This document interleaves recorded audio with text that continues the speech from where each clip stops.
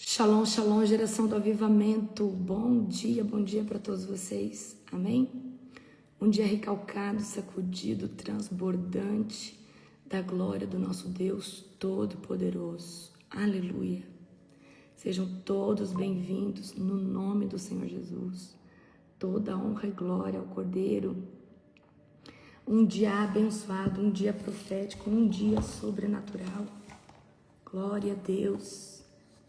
Gente, deixa eu falar uma coisa muito importante com vocês. Amanhã, a oração da madrugada é libertação da área sexual. O diabo não quer que você venha para a oração da madrugada de amanhã, principalmente a de amanhã. Então, o que você vai fazer? Você já vai consagrar o quarto onde você dorme, vai pedir para o anjo do Senhor te ajudar a acordar, vai colocar uns 2, 3 alarmes, tá? Amanhã, libertação. Próxima madrugada, libertação da área sexual, libertação de vínculos sexuais, certo? Então, geralmente, uma das madrugadas onde mais as pessoas passam mal é agora, tá?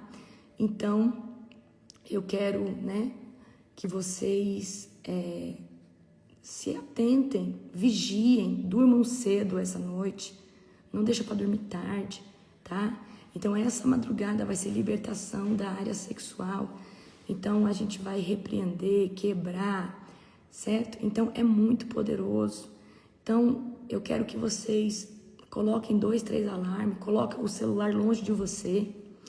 Gente, 8h30, 9, até 9h30, você vai pra cama dormir para você acordar bem, para você acordar restaurado, para você acordar, tá? Então, essa madrugada vai ter oração. Próxima madrugada, primeira madrugada nós quebramos, Orei por libertação de toda obra de ocultismo, certo? Todo vínculo de sangue, tudo que foi feito no ocultismo nós quebramos. Segunda madrugada, que é hoje, nós quebramos todo tipo de maldição contra a sua vida, ok?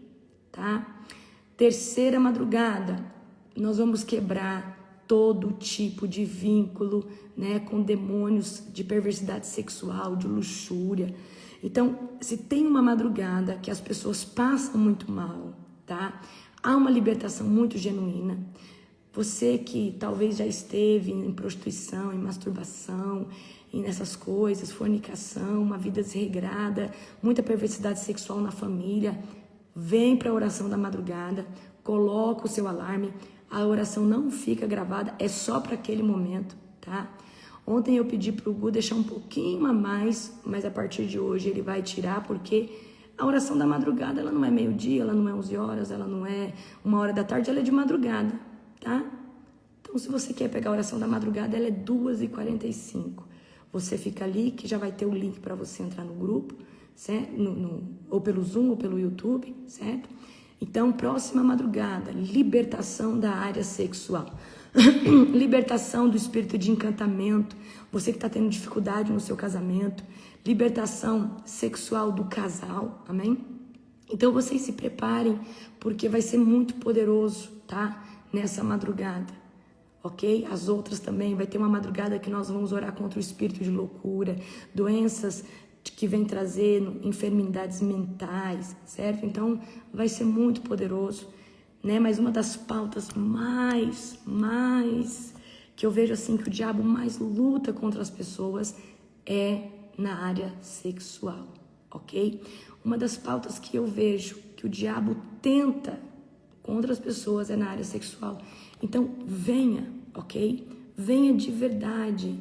E antes de começar a oração, você fala, eu autorizo que o apóstolo ou apóstola, ou se for algum dos meus pastores, que essa pastora ore por mim, que esse pastor sempre fala, dê autoridade, dê autorização, fala, Senhor, eu autorizo essa libertação chegar na minha casa, chegar em cada um da minha parentela que está dormindo aqui agora, certo? E apresenta os nomes ali. Você não tem noção do que Deus está fazendo nessas orações da madrugada, tá? Está sendo assim muito sobrenatural o que Jesus está fazendo, ok? Então eu convoco todos vocês. Nós vamos ficar na libertação acho que uns 12 dias, porque eu quero pegar cada área em cada madrugada específica. Então você vê, às vezes você já se sente liberto, mas uma madrugada ou outra, quando é um tema, você passa mal. porque tem alguma coisinha, talvez tinha um resquício ali, alguma maldição, alguma coisa. E, gente, a gente sempre tem que estar guerreando, sempre tem que estar orando, tá? Você sabe por quê? Querendo ou não, pessoas podem fazer obra de feitiçaria contra você. Você pode abrir uma legalidade. Pode ser que você é cristão há muito tempo, já fez uma libertação lá atrás, mas passou-se muito tempo. Você pisou na bola, certo? Ou você fez alguma coisa errada, certo? Então, eu quero que vocês, a Monielle passou mal hoje. E muita gente passou mal hoje, tá? E hoje foi quebra de maldição. Todo tipo de maldição, a maldição que é adquirida, aquela maldição que é lançada, a maldição hereditária, maldição por ter algum objeto em casa, maldição às vezes de frequentar algum lugar. Há uma diversidade de maldições, amém? Então, toda honra e glória ao Senhor Jesus, é Ele que opera todas as coisas, tá? Eu tô muito orgulhosa de vocês, nós já somos aí um grande exército, mas eu tenho gerado, né, milhares de pessoas orando na madrugada. Gu, vê que dia aqui vai ser o 24/7. Se eu não me engano, é final de maio, né? Dia 30, nós vamos começar 24/7. E o que é isso? É 24 horas de oração durante 7 dias ininterrupto, tá? Aí nós não fazemos o culto da Global, certo? O devocional continua normal, certo? Mas talvez eu mude o horário, porque a minha janela é das 3 às 6 e todo mundo que pega uma janela fica ali na oração. Então, talvez eu mude o horário do nosso devocional, ok? E esse 24/7, a gente abarca todo tipo de tema, mas um deles é gerar óleo, é orar pelas pessoas que vão na conferência, certo? Então, nós vamos ter 24/7. Quem vai estar à frente é a pastora Letícia, tá? A pastora Letícia vai estar à frente do 24/7. Depois nós temos... Acabou o 24/7, nós não vamos mais fazer só uma hora de oração. Eu e o apóstolo continuam nas 3 horas da manhã, tá? E eu vou continuar dentro das pautas de campanha nas 3 horas da manhã. O resto do horário vai ser outras pautas, oração por vocês, pela conferência e outras coisas, certo? Tá? E, gente, sobre a ceia. A ceia, o que eu vou fazer com vocês? A ceia eu vou fazer no meu horário, tá? Eu vou fazer assim, eu vou fazer a ceia no meu horário e aí eu vou passar para alguém, tá? Então, vai ter a ceia durante o 24/7, eu faço no meu período de oração, ok? Termina o 24/7, a oração vai começar das 21 horas às 4 da manhã. E sempre o meu horário do apóstolo é às 3 horas da manhã, tá bom? Mas aí a gente vai colocar mais intercessores, porque nós estamos em pré-conferência, nós vamos orar pelas pessoas, vamos orar por todos. E o que é poderoso? Você que nunca participou de um 24/7, você liga essa oração dentro da tua casa e deixa ela rodando. A cada madrugada vai trocar o link vai durar 24 horas. Deixa essa oração no quarto do teu filho, lá no teu quarto. Essa oração, queridos, é poderosa, ela move o ambiente espiritual das casas. Então, você se prepare que vai ser algo extraordinário, amém? Então, eu faço uma convocação para vocês. Vem para madrugada, todos esses dias de libertação, tá? E já aguardar o 24/7, que vai ser algo poderoso, avassalador, tá? Olha o que a Laura disse, eu deixo a TV ligada o tempo todo. E o que acontece? Queridos, é gente dentro da nossa casa manifestando demônio. É muito poderoso, é muito, tá? Fecha os teus olhos. Querido Deus e Pai Todo-Poderoso, na autoridade do nome de Jesus, eu reivindico a Tua doce e perfeita presença. Entra, Senhor Deus, como um vento impetuoso agora, Pai, sobre cada casa. Enche esse lugar da Tua presença doce. Espírito Santo, eu me coloco vulnerável para que eu possa entregar uma revelação do céu, da Tua palavra.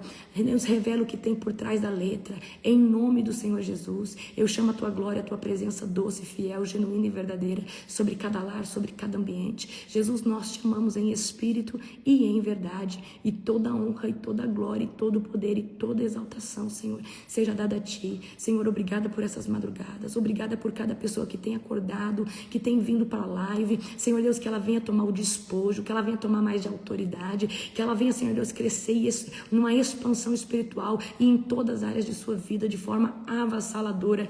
Em nome do Senhor Jesus. Amém. Glória a Jesus. Aleluia. Vamos lá. Abra comigo 1 Timóteo, tá?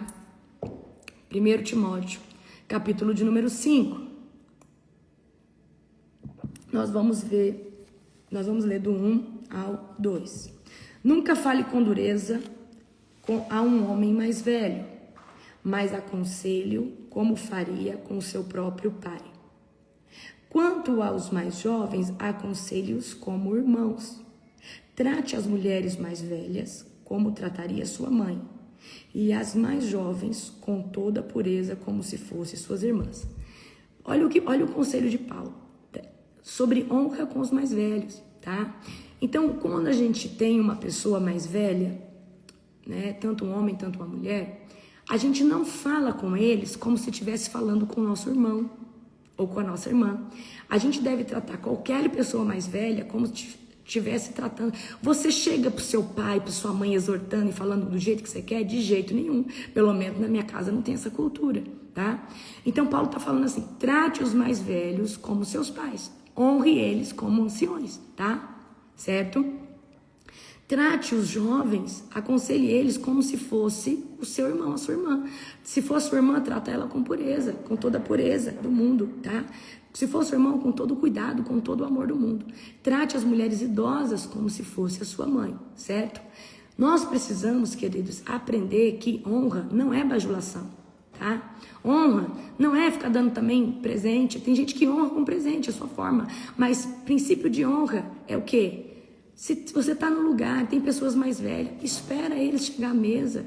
Dá o melhor lugar para essa pessoa, certo? Então a gente precisa aprender sobre esses princípios, ok? E Paulo está aqui trazendo, né, isso. Trate as pessoas assim, trate as pessoas assado, ok? Então a gente tem que tomar muito cuidado que, igual, a gente não trata o nosso líder espiritual que nem nosso brother, que nem nosso melhor amigo. Querendo ou não, ele pode ser jovem, ele pode ser jovem, mas você precisa entender que ele está numa posição, ou ela está numa posição de autoridade, tá? E a gente tem que tomar muito cuidado com isso. Igual os nossos pais. A gente não trata igual o nosso brother, igual, né? A gente tem que entender que o nosso pai, ele é uma autoridade na nossa vida, e a nossa mãe também é uma autoridade na nossa vida, ok? Então, onde há honra, há unção. Certo? E o que é honra? É dar prestígio para quem já é, tá? É dar mais respeito para quem já merece respeito, ok? Então, quando você trata cada pessoa com seu respeito devido, então, o seu líder, ele merece um respeito devido, seu pai, a sua mãe, né? Pessoas mais velhas, seus irmãos, todo mundo merece um respeito devido, ok? Então, quando você trata essa pessoa, tá? O céu libera unção, libera favor, libera generosidade sobre você e sobre sua casa. Agora, vamos comigo a partir do verso 3. Cuide das viúvas que não têm ninguém para ajudá-las, mas se elas tiverem filhos ou netos, a primeira responsabilidade deles é mostrar devoção no lar e retribuir aos pais o cuidado recebido. Isso é algo que agrada a Deus. A verdadeira viúva, uma mulher sozinha no mundo, põe sua esperança em Deus. Dia e noite faz súplicas e orações. Mas a viúva que vive apenas para o prazer está morta, ainda que esteja viva. Dê essas instruções para que ninguém fique sujeito a críticas. Aqueles que não cuidam dos seus, especialmente de sua própria família, negaram a fé e são piores que os descrentes. Vamos ler de novo esse? Vamos ler de novo esse? Verso 8. Aqueles que não cuidam dos seus. Quem que é os seus? É a sua parentela. É o seu pai, é a sua mãe, é os seus irmãos, é seus tios, é os seus avós. Aqueles que não cuidam dos seus, especialmente dos de sua própria família, negaram a fé e são piores que os descrentes. Ou seja, são piores que os ímpios. A viúva incluída na lista para receber sustento deve ter pelo menos 60 anos e ter sido esposa de um só marido. Por que é importante você ler a Bíblia? Porque senão você fica falando que toda viúva tem que ser suprida e às vezes a viúva tem filho, tem neto, a viúva está namorando todo mundo. Olha o que Paulo está falando aqui, tá? Deve ser respeitada pelo bem que praticou, como alguém que soube criar os filhos, foi hospitaleira, serviu o povo santo com humildade, ajudou os que estavam em dificuldade e sempre se dedicou a fazer o bem. As viúvas mais jovens não devem fazer parte dessa lista, pois quando seus desejos físicos forem mais fortes que sua devoção a Cristo, desejarão casar novamente. Assim se tornarão culpadas de quebrar com o compromisso que fizeram. Além disso, aprenderão a se tornar ociosas e a andar de casa em casa, fazendo fofoca, intrometendo-se em assuntos alheios e falando do que não devem. Portanto, aconselho que essas viúvas não jovens se casem de novo. Essas viúvas mais jovens se casem de novo, tenham filhos e tomem conta do próprio lar. Então o inimigo não poderá dizer coisa alguma delas, pois, de fato, algumas já se desviaram e agora seguem a Satanás. 16 agora. Se alguma irmã na fé tem viúvas na família, deve tomar conta delas e não sobrecarregar a igreja, que assim poderá cuidar das viúvas que estiverem verdadeiramente sozinhas. Olha que poderoso, tá? Olha aqui o que Paulo está trazendo. A gente sabe, né, que a Bíblia diz que a verdadeira religião é cuidar dos órfãos e das viúvas, mas tem um entre parênteses, tem as viúvas aqui. Então, cuidar das viúvas verdadeiramente necessitadas. Então, qual que é o requisito? Ter mais de 60 anos, estar abandonada ou negligenciada pelos filhos, pelos netos, pelos parentes, certo? Essa mulher, ela teve um só marido, ela tem um bom testemunho, tá? E ela tem uma vida dedicada a Deus. Então, queridos, não é de qualquer jeito. Então, muitas vezes você fica repetindo igual papagaio. Aquela mulher ali, ó, tem 30 anos, é viúva, 40 anos, ela merece a ajuda da igreja. Não, ela pode casar de novo. Então, e o que Paulo está falando? Você que tem uma viúva na família, se encarregue dela, se ela não entra nesses requisitos. Porque deixa que a igreja se encarregue dessa viúva, ok? Viúvas com família. Que sejam cuidadas pelos seus próprios parentes, demonstrando piedade. Então, as viúvas que têm filhos, netos, bisnetos, devem ser cuidados pela sua própria família. Viúvas jovens são encorajadas a se casar de novo, a refazer sua vida, porque uma hora elas vão entrar em tentações, o desejo da carne vai falar mais alta que a devoção delas a Cristo, tá? Qual que é o critério para o apoio da igreja? Viúvas acima de 60 anos, que tenham um bom testemunho e sejam dedicadas ao serviço do Senhor, da casa do Senhor. Amém? Agora, eu quero pegar aqui um gancho com vocês.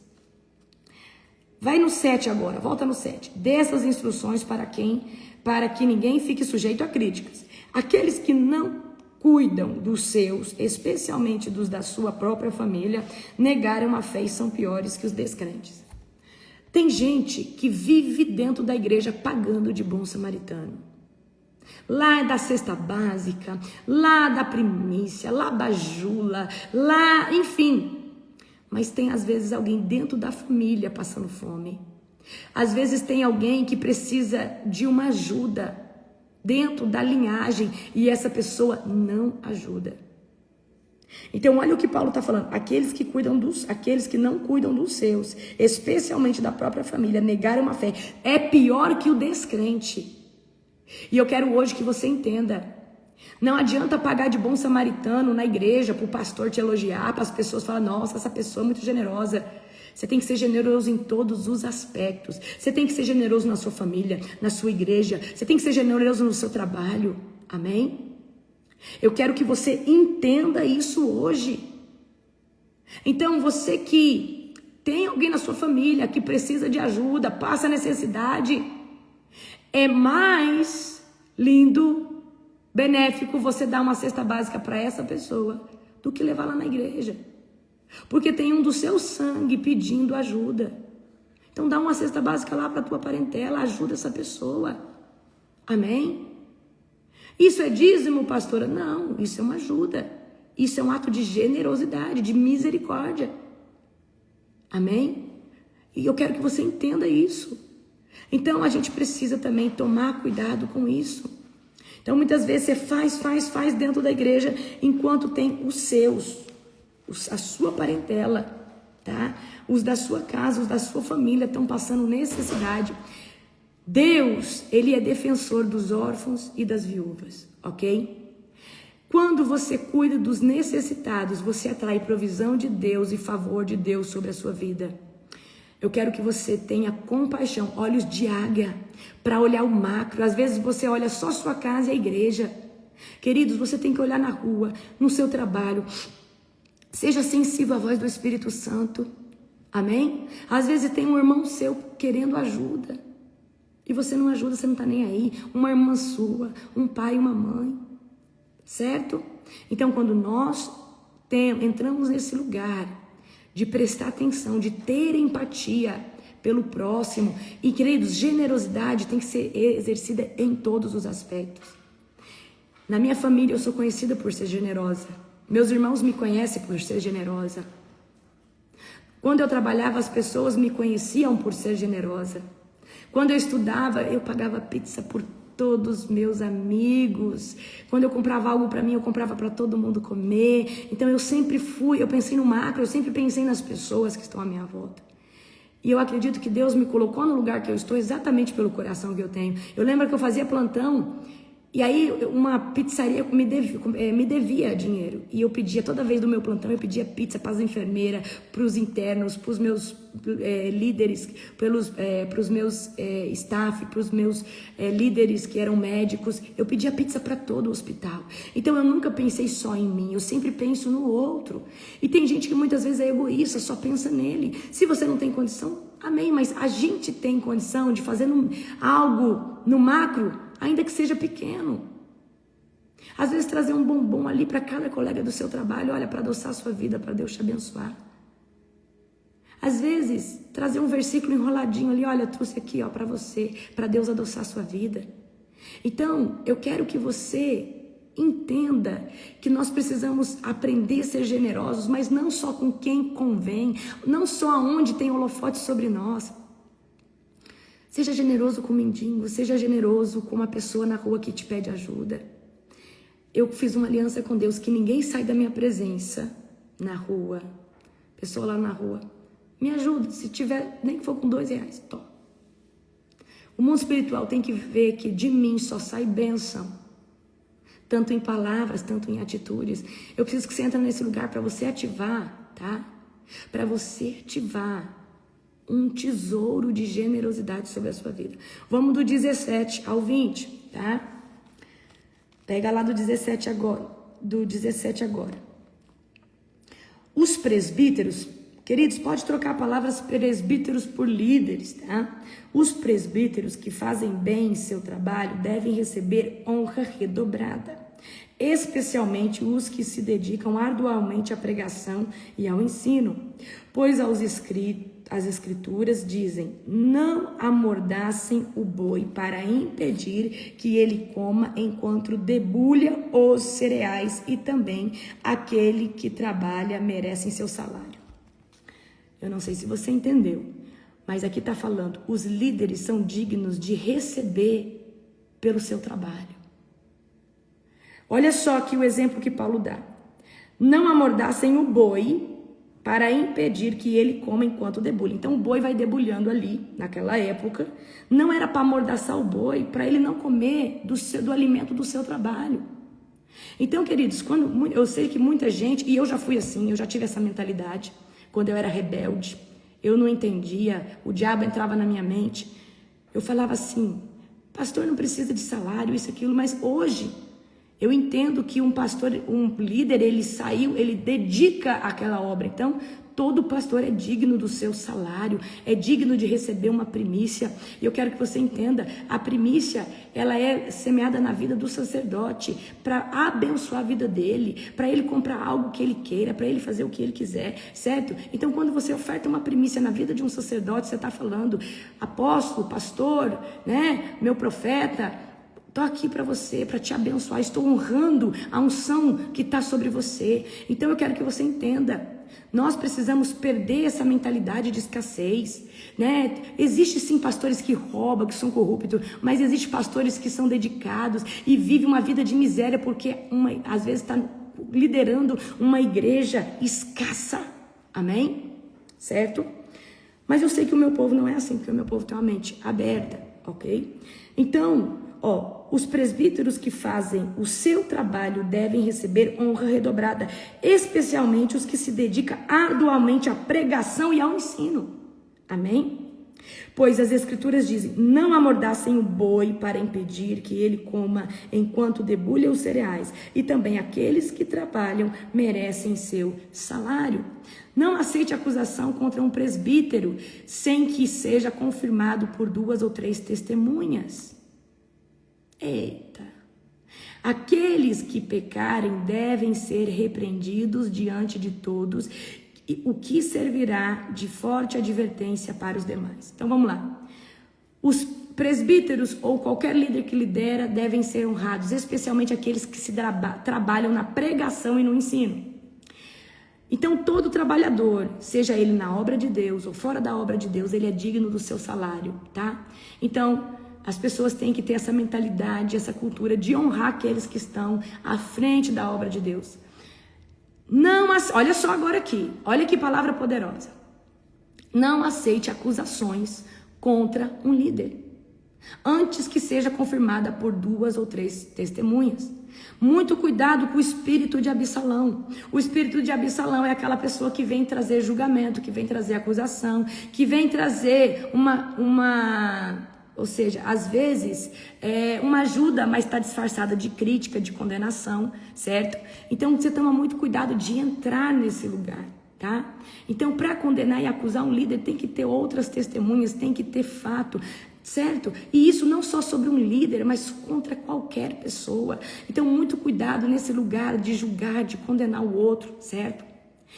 Todo líder que peca, olha, Paulo está falando no 20, todo líder que peca deve ser repreendido diante de todos, o que servirá de forte advertência para os demais, ok? Então vamos lá, o líder pecou, ele deve ser afastado, ele deve ser exortado, ele deve ser corrigido, ele deve ser alinhado novamente para depois ser inserido no corpo novamente, porque ele está passando por uma crise, ele caiu, então ele deve ser tratado, ok?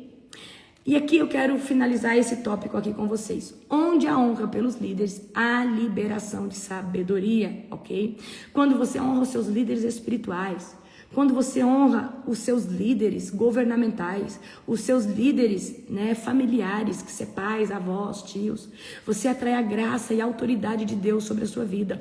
Quem honra a autoridade se torna autoridade.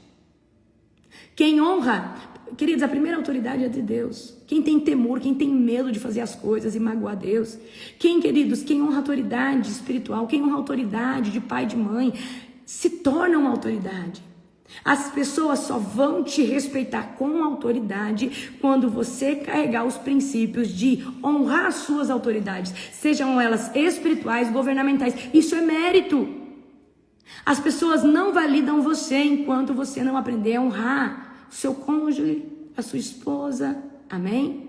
Eu quero que vocês aprendam isso. Então, quando nós honramos os nossos líderes, seja eles em qualquer faceta ou área, nós vamos atrair a graça e nós vamos atrair sobre nós unção de autoridade, unção de governo. As pessoas, por mais que você às vezes não seja ungido a nada, as pessoas olham para você e respeitam você como uma autoridade, mas porque você gerou nas cortes celestiais. Amém? Certo? Agora vamos aqui do 21 ao 22. Ordeno solenemente na presença de Deus, de Cristo Jesus e dos anjos eleitos, que você obedeça a essas instruções sem tomar partido nem mostrar favoritismo. Não se apresse nem em nomear um líder e não participe dos pecados alheios e mantenham-se puros, ok? E eu quero aqui falar uma coisa para você que vai ser uma chave para você. Quem aqui é líder de algum ministério ou foi levantado por Deus? Eu vou falar uma coisa para você. O que chama a atenção de um líder, talvez o seu pastor, é quem faz mais. É quem se dedica mais. Então, eu não vou falar para você que é favoritismo. Ah, esse aqui eu me agradei porque ele é bonitinho. Não.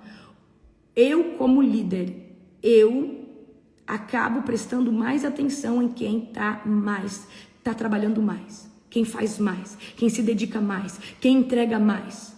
A gente acaba prestando atenção naquele que é dedicado, e eu acredito que com Deus funciona da mesma forma. Deus não tem filhos favoritos, mas Deus acaba olhando e convocando aqueles que são mais dedicados e passam mais tempo na presença dele. Amém? Então muitas vezes você tá lá, o pastor não olha para mim, isso e aquilo, por que o fulano tem mais prestígio? Vai ver, o fulano deve trabalhar mais, deve fazer mais, deve estar ali pegando na obra todo dia e quer chamar atenção em qualquer esfera, queridos. Isso é numa empresa, isso é em qualquer lugar, até um filho. Se na sua família tiver 3 filhos e você é o filho que faz mais pelos seus pais, você acaba chamando mais atenção. Você acaba tendo mais prestígio. Não é que o teu pai ame menos os outros e mais você. É porque você se dedica mais. Amém? É porque aquele líder está vendo a sua dedicação, está vendo a sua devoção pela obra de Deus. Ok? Então isso funciona dessa forma. Tá? É assim. Ok? Glória a Jesus. Vamos lá aqui. Tá. Então, aqui no 21 ao 22, guardar os mandamentos, né? Aqui no 21, Paulo está ordenando solenemente que a gente obedeça às instruções, tá? Sem demonstrar favoritismo, ou seja, ficar fazendo panelinha. Então, o que acontece? Acaba que o líder, ele acaba sempre convivendo mais com quem faz mais, porque essa pessoa ajudou a pegar no arado junto, ok? Isso é na família, isso é em qualquer âmbito. Isso é os teus filhos. Talvez o teu filho se dedica mais a vocês. Você, por exemplo, você tem 3 filhos, tem um que ajuda mais, então esse acaba passando mais tempo junto. Você acaba sempre chamando esse, porque você sabe que esse tá ali para toda a obra, tá? Ok? Agora, uma coisa, não impor as mãos sobre alguém precipitadamente. Eu quero que você entenda algo. A gente tem que tomar muito cuidado. Olha aqui, vamos no 22, tá? Não se apressem em nomear um líder. E aqui, queridos, a gente precisa tomar muito cuidado mesmo, tá? Porque às vezes a gente chama uma pessoa para ser líder e ela não entende que ser líder é servir um ministério. E às vezes essa pessoa quer ter um prestígio, quer ter algo que só vem com o tempo de serviço. Maior no reino de Deus é quem serve. Então tem muita gente que quer entrar como líder e quer receber honra, quer receber... Gente, a honra vem com servir. É como eu falei para vocês. Vocês vão na conferência, levam um presente para mim, aquela fila, gente agradecendo, contando testemunho. Por quê? Gerei valor na sua vida. De alguma forma, Jesus me usou como um vaso. E você tem tanta gratidão a Jesus que quer transbordar isso através da minha vida. Indo lá, me dar um abraço, falar o tanto que me ama. E isso, queridos, é porque eu gerei, mas porque eu sirvo. E o serviço gera honra. O serviço gera mérito. Então para de querer honra, para de querer coisas que você não provoca na vida das pessoas. A honra vem com serviço, ok? Então você que é líder de uma igreja, de uma célula, não se apresse em nomear um líder precipitadamente, tá? Não se apresse, ande uma milha, treine, veja se realmente essa pessoa tem visão de reino, quer amar pessoas. Eu já convoquei pessoas para liderar o meu ministério, hoje não estão mais, graças a Jesus, e para estar liderando no meu ministério, que eram pastores, mas não gostavam de almas, não gostavam de cumprimentar, não gostavam de pessoas, então não faz sentido ter pessoas assim. Tá, quer ser pastor, mas não gosta de alma, não cumprimenta ninguém, não carrega amor, não faz sentido nenhum, ok? E também não carrega honra. Então aqui Paulo está falando, não participe dos pecados alheios, mantenha-se puro, ok? E o que é participar dos pecados alheios? Às vezes tem alguém ali falando mal do seu líder, alguém ali falando mal do seu próprio pai, da sua própria mãe, e você participa, ajuda a falar mal, você está comungando com aquilo, você está você está perdendo suas vestes brancas para pecar, se levantando e muitas vezes pecando com essa pessoa, tá? Então, mantém-se puro e irrepreensível. Vai ter um dia na madrugada que nós vamos orar contra, para mim, um dos maiores pecados, e eu tirei esse pecado, essa classificação de pecado, para orar só um dia, pecado da língua, da maledicência, da fofoca, da mentira. Então vai ter uma madrugada que nós vamos destronar o espírito de fofoca, o espírito de inveja, o espírito de maledicência, o espírito de profanação, certo? Ok? Então a gente vai orar, tá? Quebrando todo tipo desses viés. Então vai ter uma madrugada que nós vamos libertação do espírito de mentira, libertação contra o espírito de maledicência, ok? Então eu quero que você entenda, olha aqui no verso 22, não participe dos pecados. E muita gente se contamina falando mal de pessoas, sabe? Julgando o próximo. Mantenha-se puro, Paulo diz aqui. Puro e irrepreensível. Então é aquilo que eu falo para vocês. Fulano, não vamos falar mal de ninguém não. Nós estamos em consagração, nós estamos em jejum. Do que vale nosso jejum? Repreende as pessoas. Amém? Eu gosto de trazer algo. Existem pessoas que somam no reino de Deus. E tem pessoas que vêm trazer contenda, divisão e facção e diminuir, trazer uma resta no reino de Deus. Que tipo de pessoa você é? Amém? Como que a gente sabe que o nosso amigo, a nossa amiga, o nosso irmão, que agora começou a caminhar com você, ele é bênção, ele soma, ele te leva para frente ou ele está te arrastando para trás? Então você tem que tomar muito cuidado com isso. Santidade é a base para o poder. Quanto mais você se mantém puro, mais autoridade você tem no reino espiritual. Então vamos lá. O diabo não tem medo de unção. Você pode ter unção violenta. O diabo pode virar para você e falar, eu não vou sair porque você não tem cheiro de santidade. E santidade são várias condutas que geram mérito de você carregar o perfume de Cristo. E condutas santas do quê? Se afastar do pecado, da maledicência, de vestir roupa sensual, cuidar com o seu linguajar, fazer o que você tem que fazer, chegar no horário nos locais, não falar mal de ninguém. Então, santidade é se parecer com Cristo nas atitudes, no caráter. Não é só ter uma vida relacional com Deus. Porque você pode ter seu devocional, mas à tarde você pode falar mal do teu irmão. À tarde você pode, por exemplo, você tinha que chegar no seu trabalho 1h da tarde, você pode chegar 1h30 e inventar uma desculpa qualquer e ainda mentir. Então, queridos, relacionamento com Deus não significa santidade. Relacionamento com Deus pode te ajudar a ter mais santidade, mas santidade é escolher andar debaixo do centro da vontade de Deus, exalando o perfume de Jesus. Entendeu? Aí você tem a oportunidade de falar mal, você não fala, o diabo fica com medo de você. Você tem a oportunidade de chegar atrasado ou de mentir para não ir trabalhar, mas você prefere falar a verdade, seja qual for a resposta. Então, querido, santidade é ter um caráter irrepreensível, tá? Então, quanto mais você se mantém puro, mais autoridade você tem no reino de Deus e mais autoridade você gera no nome de Jesus.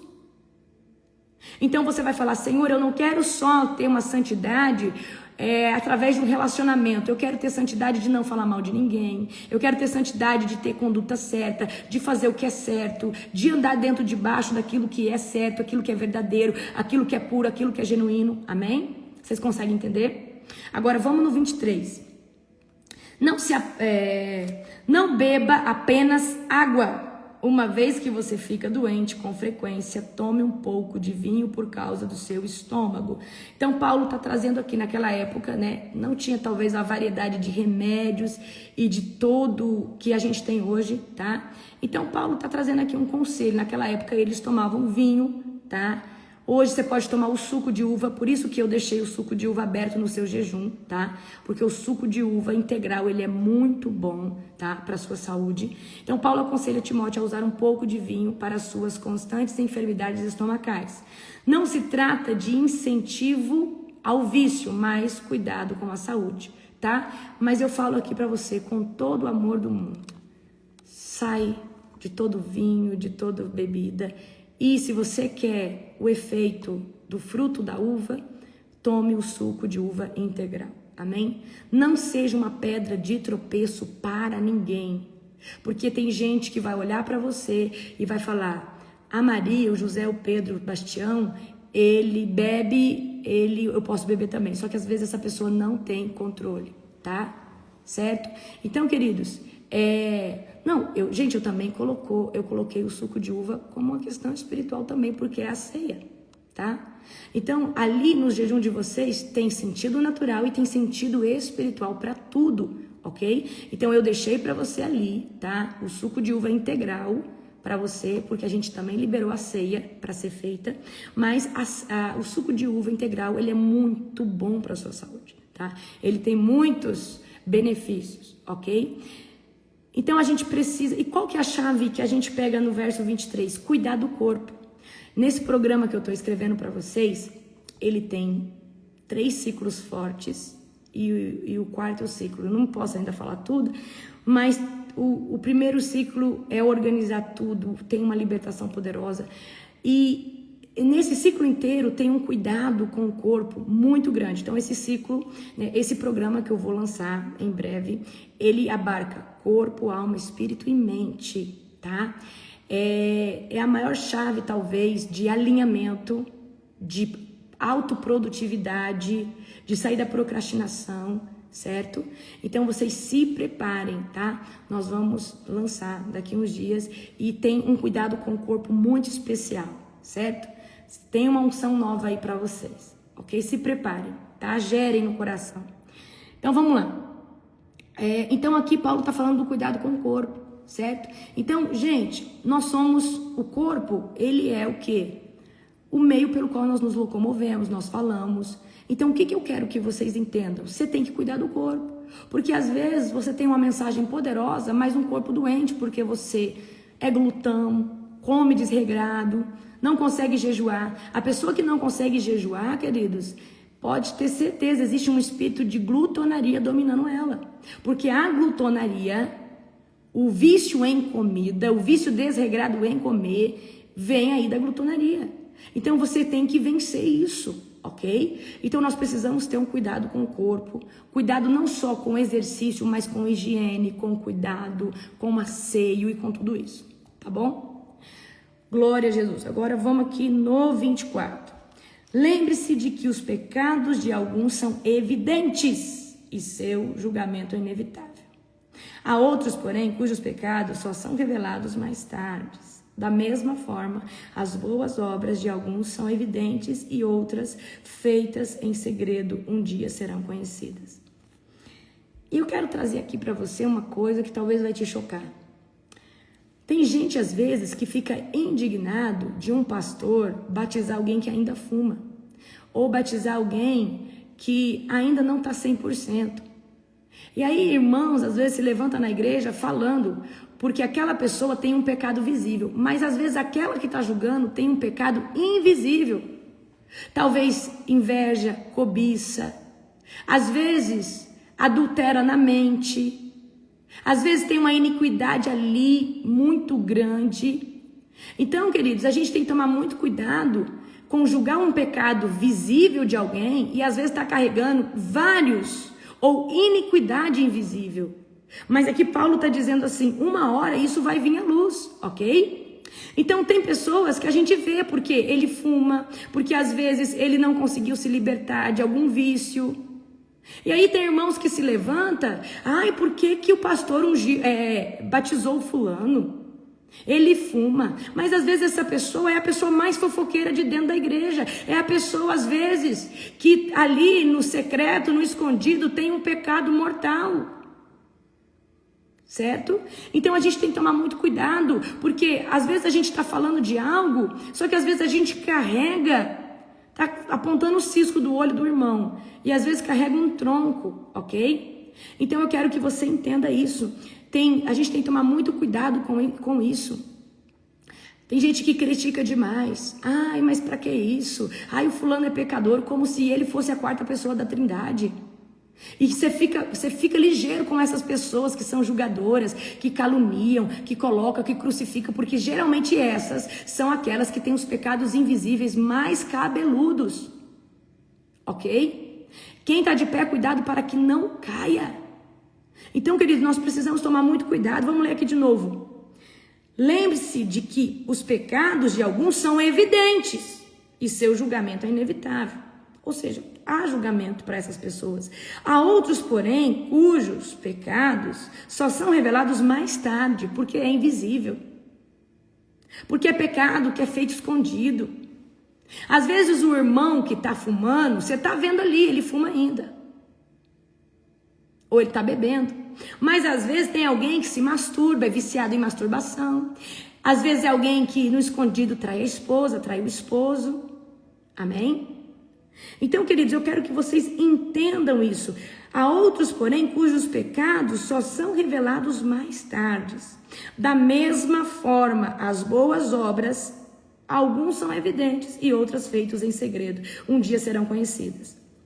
E aqui Paulo está trazendo para o âmbito do pecado, há pecados visíveis e invisíveis. Da mesma forma serão revelados. E há obras que são feitas que são de formas visíveis. E também há obras que são feitas de forma oculta. Mas em algum momento vai ser revelado. Então, por exemplo, vou falar aqui. Talvez tem gente que você sabe que ora porque você vê ela orando.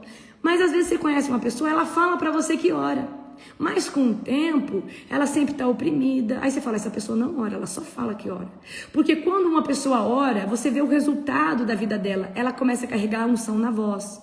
Ela começa a ser forte espiritualmente. Ela começa a ter poder, ter autoridade, porque ela começou a orar. Então não dá só para falar, eu faço. O fruto revela que você faz ou não.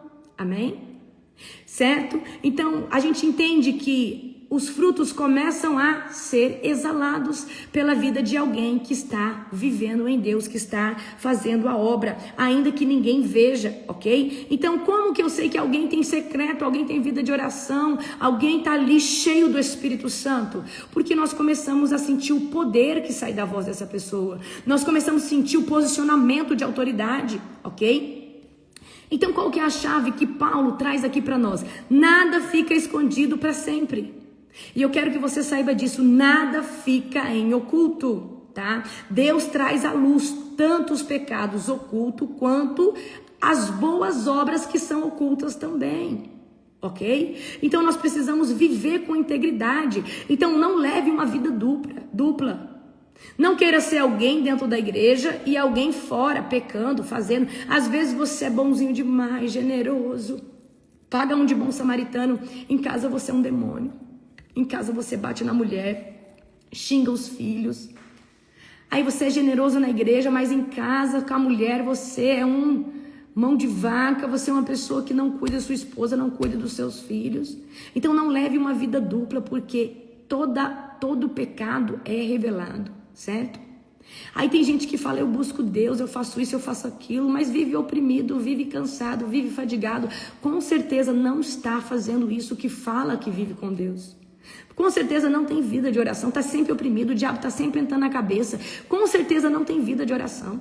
Gente, para mim, uma pessoa que está sempre oprimida, ela não tem vida de oração. E eu sei que se eu paro de orar, o diabo vai conseguir me oprimir. Então, para mim, uma pessoa que vive oprimida, vive com seta, não tem vida, não ajoelha 10 minutos todo dia para ter o seu tete a tete com Deus, para ter o seu devocional com Deus. É simples assim. É simples assim. Pessoa que não tem domínio próprio, não jejua, não vive disciplinas espirituais, certo? Então é isso que você quer parar de ser oprimido por Satanás? Você tem que ter o seu tempo com Deus. Você tem que ter o seu tempo com Deus. Aí você vai criar força, vai criar resistência. Vocês começaram a orar na madrugada. Você não tem mais autoridade hoje você não aceita. Hoje você não tem medo mais de orar para expulsar um demônio. Hoje você tem vontade de fazer isso. Por quê? Isso trouxe adrenalina, isso trouxe força nas tuas células. Então nada fica escondido para sempre, tá? Deus traz à luz tanto os pecados ocultos quanto as obras, que é feita na presença dele também. Então Deus vai trazer reconhecimento. Como? Às vezes você faz obras na rua e ninguém vê. Mas você chega numa igreja, Deus usa um profeta para falar o oculto, profundo e o escondido de quem você é na presença dele. Por causa da integridade que você vive. Então deixa eu falar uma coisa para você. Não adianta achar que você vai ser prestigiado por homens, mas por trás vai fazer o que quer. Nós precisamos ter o cinturão da verdade. Você sabe o que é o cinturão da verdade? É um dos elementos da armadura. Cinturão da verdade é para nos proteger do engano, da mentira, é para nós termos caráter. E queridos, caráter é você ser íntegro, é você ser uma pessoa aqui, outra pessoa ali. Gente, você sabe o que é caráter? Dinheiro não muda caráter. Status não muda caráter, poder não muda caráter. Caráter, ele é irrepreensível. Caráter, ele não muda, independente dos seus status sociais, independente da pessoa que você está caminhando agora. Caráter é irrevogável, ele não muda, porque é algo consolidado em princípios, e não em dinheiro, e não em poder, e não em, porque agora eu ando com essa pessoa. Então, tenha um caráter irrepreensível. Seja uma pessoa aqui, ali, em qualquer ambiente, seja a mesma pessoa. Amém? Tem gente que se transforma a hora que tem alguém de autoridade perto. Tem gente que se transforma a hora que tá com uma roupa de marca. Tem gente que se transforma a hora que vê que tem mais dinheiro que o outro. Tem gente que se transforma. Tem gente que vira outra quando tá na frente de uma autoridade. A autoridade chega, essa pessoa muda da água pro vinho. E eu pergunto para você, será que você está representando algo para alguém? Porque senão, queridos, as pessoas percebem, é feio. Tem gente que, quando está perto de alguém que tem dinheiro, meu Deus, vira um bom samaritano, vira generoso, fica, nossa, quando é alguém que não tem condição, essa pessoa trata de qualquer forma. Queridos, caráter não é isso é interesse, você é uma pessoa interesseira. O caráter tem que ser irrevogável. Então seja autêntico. Você sabe o que me chama a atenção numa pessoa? Uma pessoa autêntica, uma pessoa que fala o que vê, o que fala o que sente. Pessoa para mim que esconde as coisas, camufla as coisas, isso é apunhalada na certa, pode ficar esperando. Eu gosto de pessoas que são autênticas, falam, eu não gostei, eu não vou, eu não quero, eu não posso, mas pelo menos elas são autênticas. Então, quando você orar por amizades, quando você orar para caminhar com pessoas, fala, Senhor, me dê para caminhar com alguém genuíno e autêntico, verdadeiro, que não minta para mim, ok? Então nós precisamos muito cuidar da nossa conduta. Tem gente que é uma coisa dentro da igreja, é outra dentro de casa. Tem gente que é uma coisa na empresa, é outra dentro de casa. Mas você sabe quem que te conhece genuinamente? O teu marido, a tua esposa, os teus filhos. É aí que vai conhecer qual que é o caráter que está sobre a sua vida. Caráter, queridos. Deus, ele prefere caráter que unção. Deus prefere caráter que dons. Deus prefere. Não adianta nada, eu tenho dom tal dentro, mas não tem caráter, é mentiroso, se vende, é corrupto. Aí, queridos, você tem dons, mas está contaminado. Tem unção, mas está contaminado. Mas uma pessoa que tem caráter, ainda que não tenha capacitação, não tenha nenhuma capacidade espiritual, Deus tem todo o prazer de habilitar, de dar unção, de dar dons, de levantar, porque Ele confia naquela pessoa que tem caráter, porque uma pessoa com caráter, ela é findada em princípios, e Deus sabe que aquela pessoa não vai trair, não vai sair da presença, não vai se vender por um prato de dinheiro, por um prato de poder, por um prato sexual. Então, querido, você está buscando unção, mas ainda vê que não tem caráter, é mentiroso, é enganador, é trapaceador. Queridos, Jacó só entra debaixo da bênção de Deus quando ele luta, ele paga o boleto dele, porque o nome dele era trapaceiro. Jacó carregava um legado de trapaça. Somente depois que ele luta com o anjo, o nome dele é trocado, o boleto dele é pagado. E aí, a partir daquele momento, Deus consolida nele um outro caráter. Porque o caráter de Jacó era trapaceador. Enquanto ele não luta com o anjo, enquanto você não luta com esse espinho na carne, enquanto você não luta com essas mazelas da sua alma, com essa ferida no seu caráter, não tem como o Senhor trocar o seu nome para Israel. Não tem como o Senhor te colocar na linhagem da promessa. Não tem como. Então Jacó, ele vai receber o nome de Israel, Rubi Cantanassaia. Mas só depois que ele luta com o anjo. Porque ele tinha roubado uma bênção no natural. Mas agora ele estava falando, eu quero essa bênção nas cortes celestiais. Mas primeiro ele agiu com falta de caráter, enganou o seu pai, desonrou o seu pai, desonrou o seu irmão.